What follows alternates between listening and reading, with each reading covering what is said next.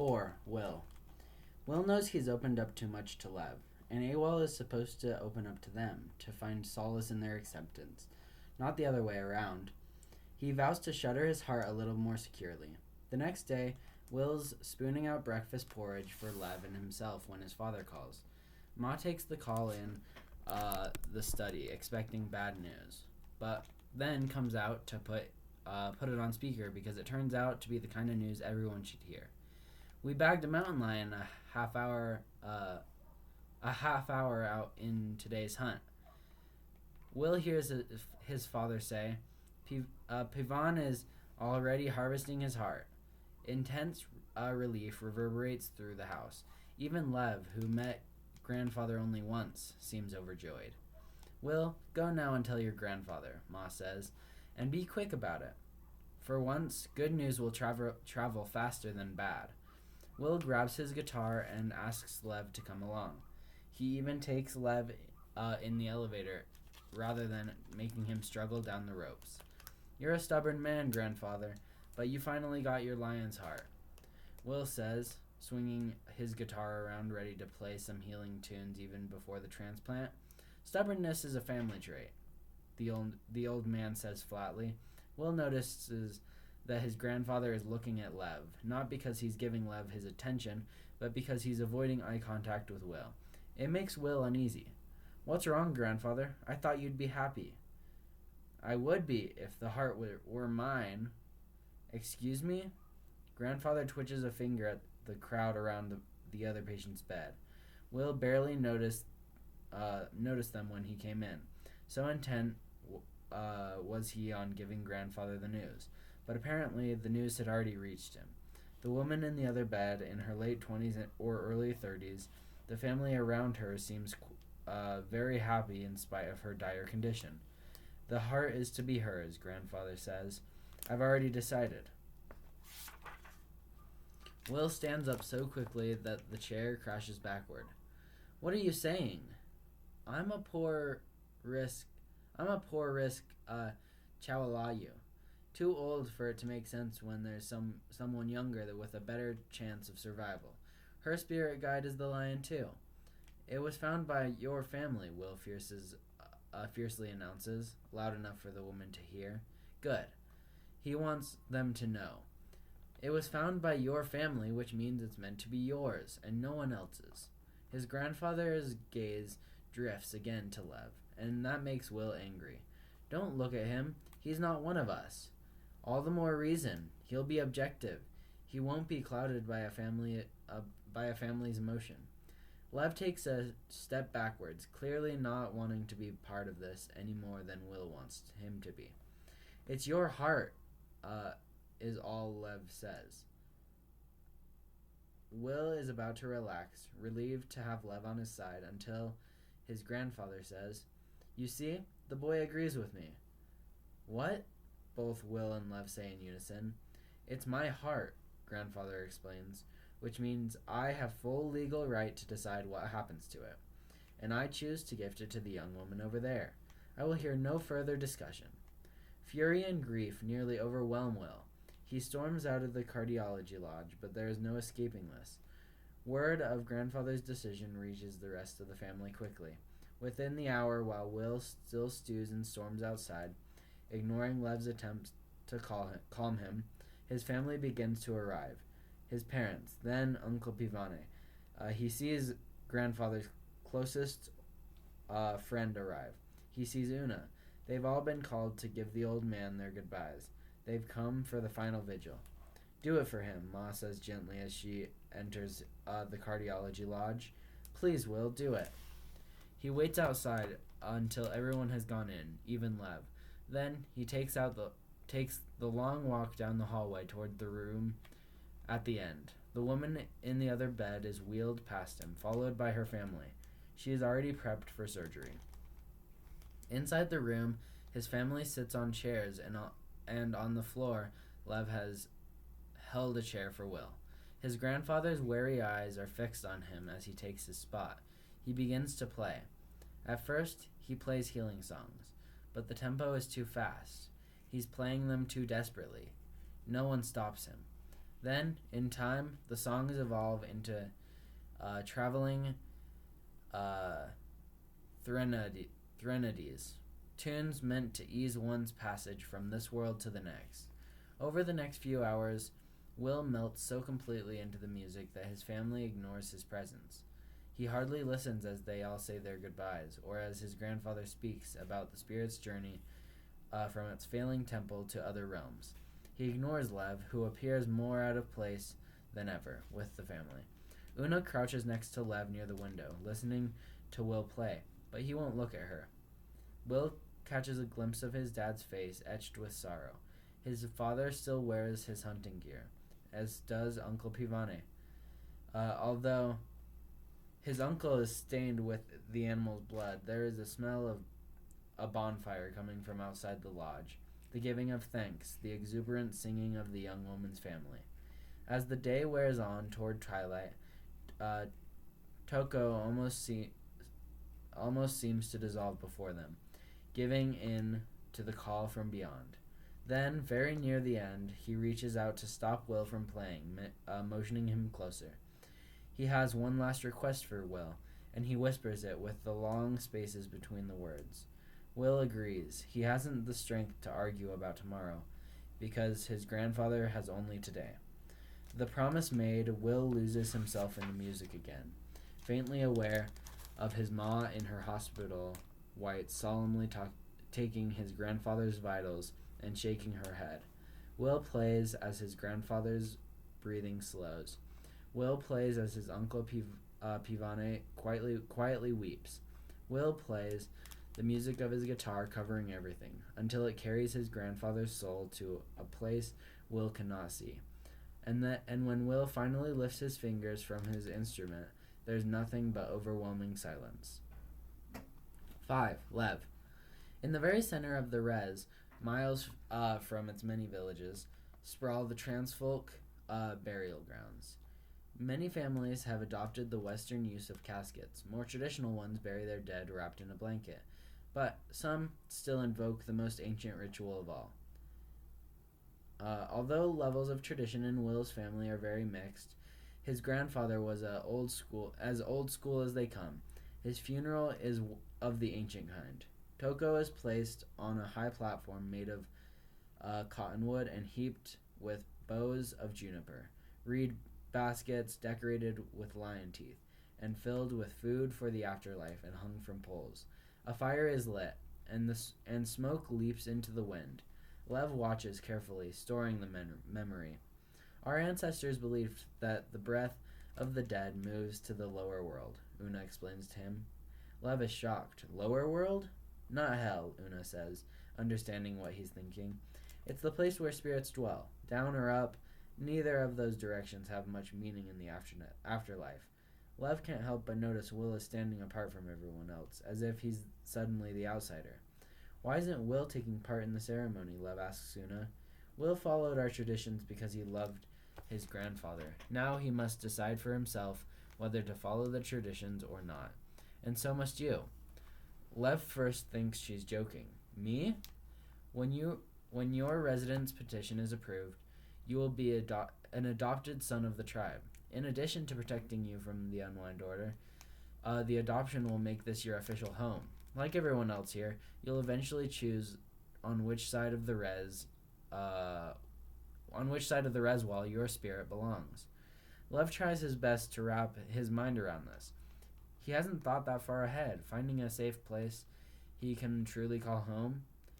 Will's grandfather gave you a gift, Lev, Una tells him. Lev can't begin to imagine what it might be. Anticipation stirs in him. He gave the same gift to Will, but Will doesn't know it yet. You see, on his deathbed, Toko asked Will to take you on a vision quest. Suddenly, the wind changes, and their eyes tear from the smoke. There is a communal quest in 10 days' time, and Lev is added to the group to honor Toko's dying wish. Will joins them as well, also to honor his grandfather's final request. The vision quest starts with a sweat lodge. It's total chaos trying to keep a bunch of 10 and 11-year-olds occupied while sitting around hot rocks, being steamed nearly to death. They drink gallons of salted cactus tea and leave the sweltering heat of the lodge only to pee, which isn't often since they sweat out almost everything they drink. Lev, who always felt the youngest of any group he was in, is now the oldest, as if he didn't already feel out of place. After the sweat lodge, they hike into the mountains. No food on a quest either, just thick, nauseous drinks that taste like weeds. The sweating and fasting prepare the body for the vision quest, Will tells him. Pivane is in charge of the quest with Will as a reluctant sidekick. Of course, my uncle and I get real food. He's almost taunting. Lev knows Will is here only because he promised his grandfather. On the first night, one kid has a vision that tells the others at their meager liquid breakfast that he tells the others that their meager liquid breakfast for the next day. A pig spirit led him to a courthouse and told him he'd be a judge. He's lying, announces Kel, the skinny hyper kid who often seems to speak for others. How much you want to bet his parents told him to say that?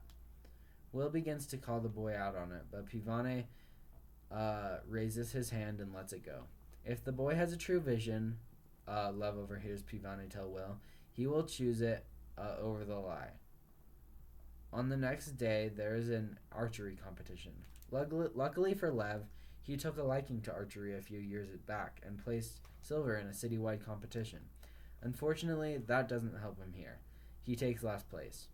On the third day, Lev falls and tweaks his wrist again. He has forgotten what clean feels like, and he's covered with mosquito bites. He's miserable and uncomfortable, and his head is pounding. So why does he find this to be the happiest week of his life? Every night they build a fire and Will plays his guitar. It is the highlight of the day, so are the stories that Pivane tells. Traditional folktales. Some are funny and some are strange. Lev likes to watch the kids around him lean close to the storyteller as their eyes widen with wonder. On the fourth day, everyone is antsy. Lev isn't sure if it's the effects of not eating or a storm brewing in the mountains to the north. The kids are simmering in the muggy morning stillness. When Ahote spills his weed drink on Lanza, the two boys fight with such fury it takes the combined might of Lev, Will, and Pivane to separate them. It doesn't help that Lev feels like he's being watched. He stares into the forest every time a bird erupts from a tree or a twig cracks. He knows it's probably nothing, but all the uneasiness from his time as an AWOL still has him paranoid. His twitchiness spreads to the younger kids, till Pivane finally sends him off for a break. At first, it's a relief to be alone in the small pup tent, but soon the deerskin walls press down on him, and the smell of dirty socks drives him outside. He can hear the others washing the breakfast mugs in the clearing. Chin low, he sits in the small thicket of tents, wishing the storm would finally break and get over with. Lev? Looking up, he sees Kel fidgeting in front of him. Kel sits down, but he won't look directly at Lev at first. When he finally does, Kel says, "I had my vision last night."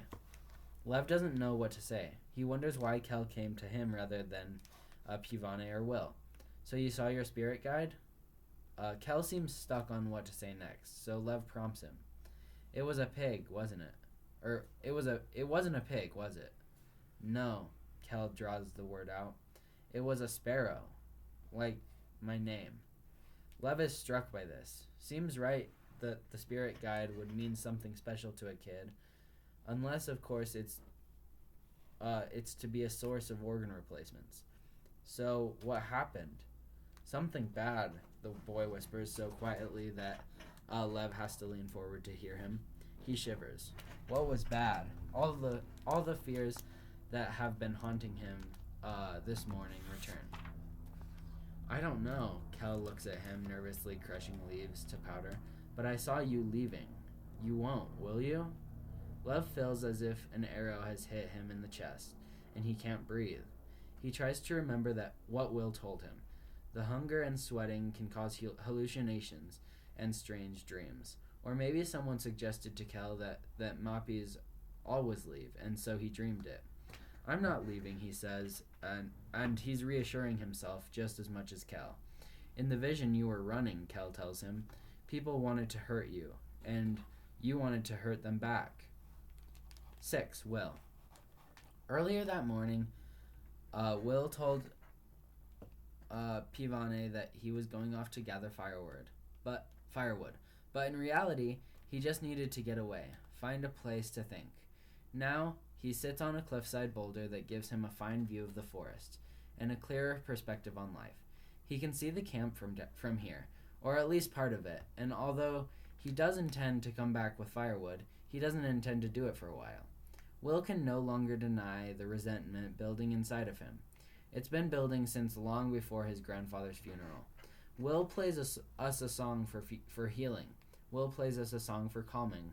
Will plays us a song for celebration, for soothing, for patience, for wisdom. The tribe has used him like a music machine, no more. He doesn't have an on/off switch. Maybe it's time he played music for a different reason, one of his choosing. And so when this vision quest is over, and he has fulfilled his promise to his grandfather, even if Lev stays, will not. He resolves that it is time for him to leave the res and blaze a fresh future for himself, and for Una too, if she decides she loves him more than she loves the res. 7. Lev. Lev tries not to shudder at the prospect of Kel's vision. Lev has dreamed of himself running too, and he's dreamed of revenge, not against anyone in particular, but everyone at once. The world at large. It's a feeling as dark as the storm clouds on the horizon, and it won't be easy to dispel. We're in the res, surrounded by walls and laws that protect us, he tells Kel, with more confidence than he feels. There's no one to run from here, he adds, more to himself than to Kel. Then, barely a moment after the words are out of his mouth, something cracks in the woods again, and this time he hears screaming, high-pitched shrieks of surprise, maybe even terror. Lev launches himself towards the clearing with Kel on his heels. The kids are standing, staring at Pivane, who lies face down in the dirt. A trank bullet whistles by Lev's ear and embeds in a log inches away from Kel's foot. Get down, Lev yells and pushes Kel to the ground, his arm shielding him. The other kids follow his lead, diving down just as a storm of tranks fly through the camp. Frantically, Lev looks around for Will, but doesn't see him anywhere. It's all up to Lev. He's only a couple years older, but the res kids are looking to him for help. He shifts to protect mode, as he had for sci-fi. While Lev scans for the surrounding trees, frantic thoughts jostle for attention. They've found me. They're taking me to a harvest camp. I'll be tithed after all. And although he's scared, his anger overwhelms the fear. This is supposed to be a sanctuary. Chance folk are supposed to be protected. But our Moppies? Maybe someone on the res turned him in before his petition to the council could be accepted. Kel shifts impatiently under his arm. Why don't we shoot back? But Lev has no idea where Pivane's trank rifle is, and even if he had it, he has no idea where to shoot. Stay here, he orders Kel and the others. Don't move until I tell you. Then, like a soldier, Lev uses his toes and elbows to crawl low across the clearing. One of the kids has a trank flag in his leg and is unconscious. Another got hit in the back. The rest are okay. Where the hell is Will? His ears pressed to the ground, Lev feels the tramp of feet and into the clearing stride 3 men in dirty battle fatigues, mismatched as if they found their clothes in a thrift store. The 3 are barely men. They seem no older than 19 or 20. They are not chance folk, they're outsiders. One of the kids, the youngest girl in the group, gets up to run. Paka, no! Lev yells. Too late. The lead pirate, with a quick flick of his wrist, fires his pistol, tranking her in the back of the neck, and she goes down unconscious. Well, the oldest of the 3 says. He's tough, missing an ear, and he handles his gun like he was born with it. Van Gogh, thinks Lev, cut his ear off for the woman he loved. But Lev imagines that this guy's ear was cut off by someone else, probably in a fight. The second guy is squinty-eyed. like either he's got bad eyesight or he's so used to glaring at people that his eyes stayed this way. The third guy has big teeth and a straggly beard, which taken together makes him look like a goat. What a lovely nest of slopmongers we've found, says Van Gogh. Lev, his mouth dry, gets up to face the attackers, putting himself between them and the kids on the ground. This kid's Sienna, says the goat, stating the obvious. Van Gogh is amused. One wonders what a nice Sienna boy is doing running with the slopmongers. The guy sounds like he was raised in high-class boarding schools, but he looks as ragged and hungry as the others. Exchange program, Lev says. I hope you know that violence against people of chance on their own res is punishable by death. Lev doesn't know if this is true, but if it's not, it should be. Leave now and we'll forget this ever happened. Shut it, says Squints, taking aim at Lev with his trank pistol. These mongers are all underage, says the goat, which means their parts are worth even more on the black market. Van Gogh reaches down and tussles Kel's hair. Isn't that right, lamb chop? Kel pulls away and smacks his hand. Squints raises his gun to trank him, but Van Gogh doesn't let him. We've wasted enough ammo. Save it until we need it. Lev tries to swallow his fear. If there was any doubts as to what these lowlifes were, it's gone. They are hunters of human flesh. Parts pirates. Take me, Lev says, hardly believing what he's saying. I'm the one you want. I'm a tithe, which means I'm worth more on the black market than other AWOLs. Van Gogh grins, but not nearly as much as the right little slopmonger. Suddenly, there's a trank shot, and Squint's eyes go uncharacteristically wide before he falls to the ground, with the flag of a trank on his back. 8. Will. At the first sound of a rifle crack, Will's attention snapped to the clearing. He saw Pivane fall to the ground, and Will was instantly on his feet, running back to camp. His heart hammering, he circled the camp quietly, slipping into Pivane's tent to grab his rifle. Then, having found an unseen position from which to fire, he shot the tallest one, who dropped like a bag of bones.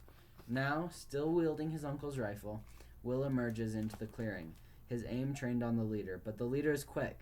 He pulls out an old-fashioned revolver, the kind that takes only real bullets, and shoves it against Lev's temple. Drop it or I kill him. They freeze in a standoff. 38 caliber, my friend, the gunman says. You can trank me, but your friend will be dead before I hit the ground. Drop the rifle now. Will lowers it, but doesn't drop it. He's not that stupid. The leader considers the action, then takes the pistol away from Lev's head, shoving him to the ground. What do you want? Will asks. The leader signals his remaining conspirator, the goat, ugly one with the scraggly beard. He pulls something from his pocket and gives it to Will. We found this posted in Denver last week. It's a flyer on bright red paper that reads, "Seeking people of chance parts. Triple recompense for special gifts." Light suddenly dawns. Parts pirates? These intruders are parts pirates? People of chance are protected, Will says. We can't be unwound. Hardly the point, Hiawatha, the leader says, smoothing his oily hair over the ear that doesn't exist. This requisition isn't strictly legal, which makes it very profitable. So, let's cut to the chase, says the other parts pirate. Any of these kids here got special skills? A moment of silence, then Lanza says, Nova can do high math, algebra and stuff. Oh yeah? Lanza, says Nova. Why don't you tell them how good you are with a bow and arrow? Both of you shut up, yells Lev. Don't turn on each other. That's what these dirtbags want. The goat-faced one glares at Lev, then kicks him in the side. Will advances on Goatface, but One Ear raises his pistol at Will. Let's all take a deep breath, shall we? Lev lies in the dirt, the grimace fading from his face. He makes eye contact with Will to let him know he's okay. Hurt, but okay. Will has never felt so powerless. He thinks of his grandfather. What would he have done? Such lovely choices, the leader says, looking at the batch of kids. Perhaps we'll take the lot. Do that, says Will, and our entire tribe will hunt you for the rest of your miserable lives. And I promise you, those lives won't be long. But that won't happen if one of us goes of our own free will. That's not your choice to make, says Goatface. We choose. Then choose wisely, Will says. Near his uncle, he sees his guitar where he left it at breakfast, propped against a log. Everything seems to go quiet, though dimly he's aware of the two pirates talking to each other, plotting, choosing. Will knows he can protect the children. He knows he can save Pivane and Lev. He lays his uncle's rifle on the ground and walks to his guitar. Hey, Goatface yells at him and scoops up Pivane's rifle. Where do you think you're going? Will picks up his guitar and sits on the log. He knows it's the only weapon he needs. He thinks of Una and the last thing she said to him. She had carved him a pick of rare canyon sinker wood, trees lying submerged for months in the Colorado River. And she gave it to him when he left for this vision quest. Now he pulls it from between the strings and turns it over in his fingers, thinking of her words. I will not miss you, she said clearly, meaning that she would, but refusing to say it out loud. He kisses the pick and puts it in his pocket. He will not waste it on the likes of these monsters. He will play with his bare fingers. He will play a song of their greed, of their malice, of their corruption. He will entice them until they are so consumed by their own lust for money that they will see him as their shining meal ticket and forget the others. Tell me what this is worth, Will says, and begins to play. The music soars through the camp. He starts with a complicated Baroque piece, then a fiery trans-folk traditional, and finishes with the Spanish music he loves best. But all angry, accusing, music that is both glorious and stirring, yet at the same time a secret indictment of the men he is playing for. Each piece makes his fingers tingle and electrifies even the trees surrounding them. As always, his audience waits in a charged silence long after the last note is played. Even the leader's gun is pointed at the ground, as if he's forgotten he's holding it. Then something happens. Something different. Someone claps. He looks at Lev, still sitting in the dirt, gun oil smudged on his neck, mud on his cheek. Lev's eyes are fixed only on Will. He claps with all his might, bringing his hands together powerfully, shattering the silence with his singular applause. Then Kel joins in, then Nova, then all the kids who are still conscious. It becomes rhythmic, and the applause falls into unison. Stop clapping, the goat-faced pirate screams, his face pale. He points a shaking trank rifle at Lev. Stop it, you're freaking me out. The other one laughs. You'll have to excuse my associate. You see, his brother died in a clapper attack. Looks like they blew up the wrong one, Will wants to say, but he realizes that the quickening pace and rising volume of their clapping says it much better than the words. Finally, the chorus of applause falls off, with Lev's loud clapping the last to cease, leaving his hands red from the passion of it. The lead part's pirate holds eye contact with Will and nods, sealing Will's fate. You've got yourself a deal. Then he orders his comrade to tie up the others. What about Bobby? Goatface asks, pointing to their tranked accomplice. The leader spares a single look at the unconscious pirate, aims his revolver, and puts a bullet in his head. Problem solved. Then the two of them duct tape the kid's hands and feet and tie them all together, weaving a rope through the trussed limbs. Kel almost spits at them until he catches Will's warning look. Goatface ties Lev alone to the tree near where Pivane lies, leaving Lev struggling against the tight ropes. As he winds the rope around the tree, securing Lev's legs, he watches Will warily as if he expects to be attacked. Let me say my goodbyes, Will asks the leader. The man sits on the log where Will played his guitar, waving his trank pistol as a warning. Apparently, Will is now too valuable to shoot with real bullets. Make it quick. Will, what are you doing? Lev whispers. These guys are for real. You don't come back from a chop shop. My choice, Lev. It's your job now to take care of these kids. Calm them. Reassure them. Pivane will wake up in a few hours. You'll all be fine. Lev swallows and nods, accepting the responsibility.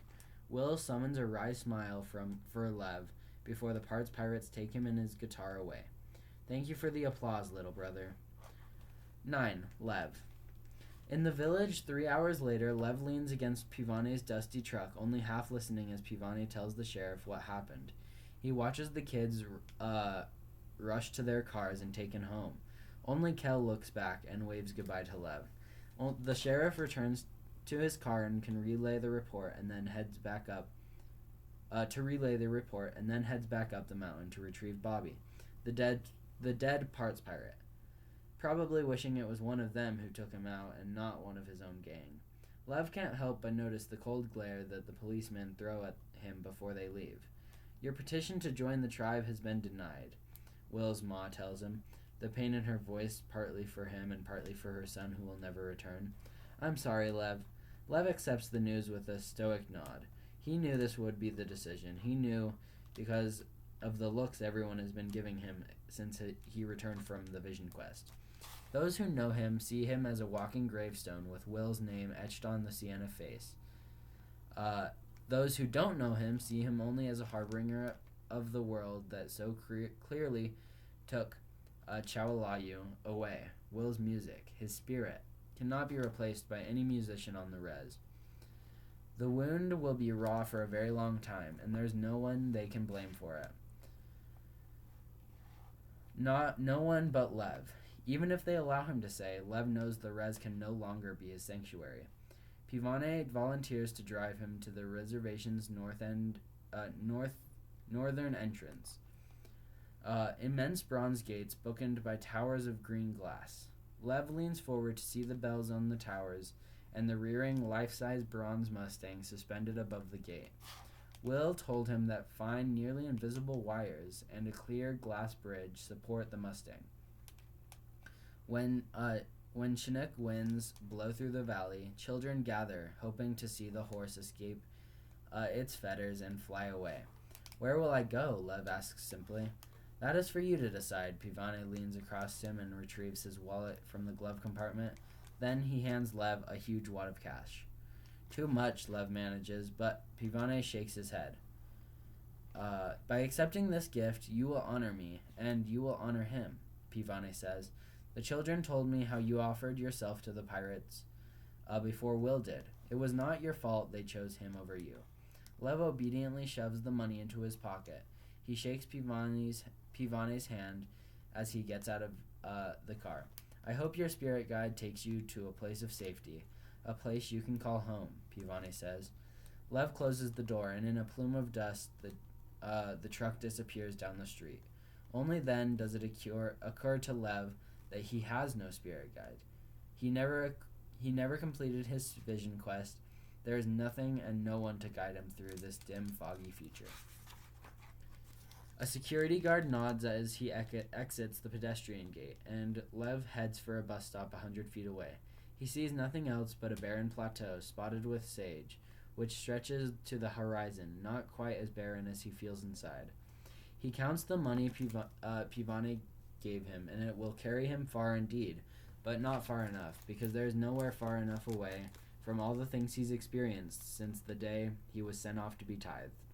Will healed him with his music, taught him the way of his people, and saved him from the pirates by sacrificing his own life. All he was able to give Will was applause. The bus schedule shows the next departure is in 30 minutes. He doesn't bother checking the destination. Lev knows that wherever it leads, his path ahead is dark. He has nothing left to lose. A burning fills his emptiness. A powerful need for revenge drives him now. As he looks at his hands, he begins to see a purpose for his applause.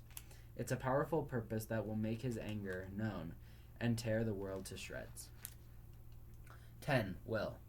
Like a crow, Will has flown over the res wall, but not as he imagined.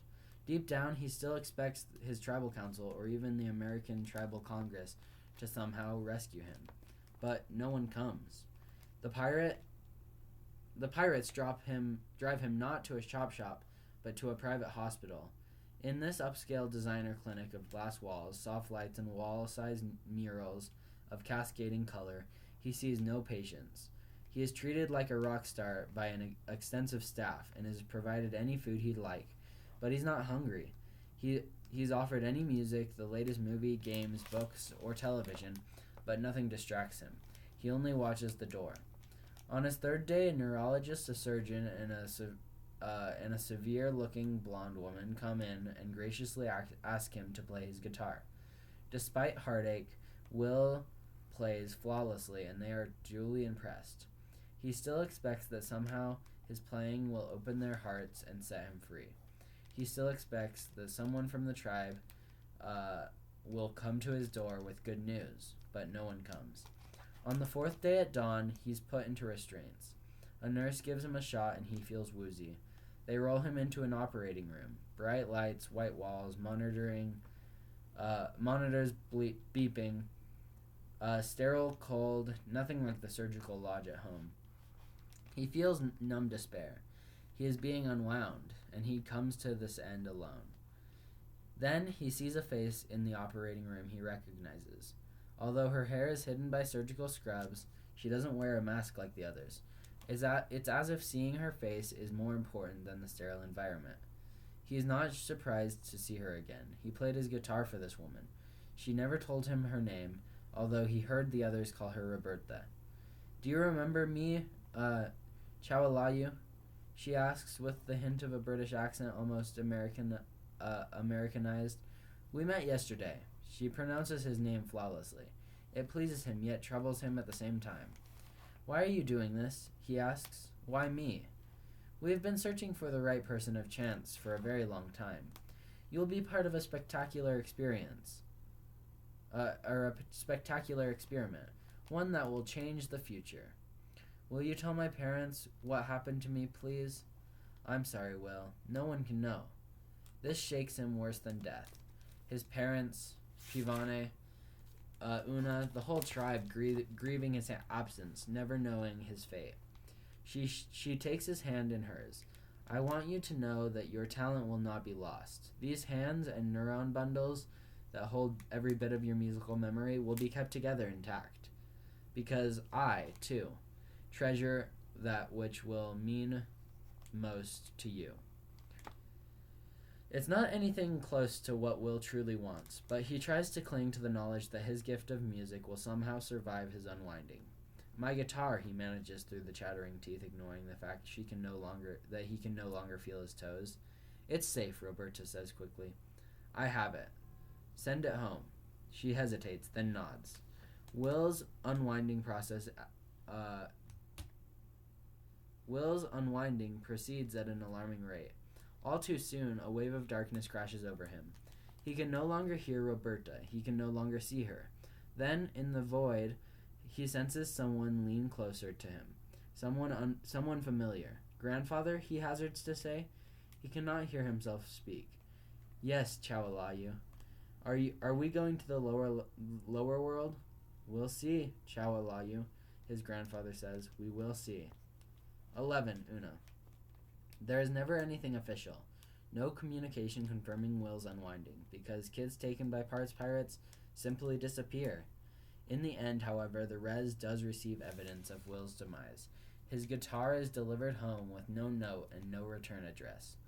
Una cradles the guitar in her arms and remembers Will building mountains for her in a sandbox when they were 5.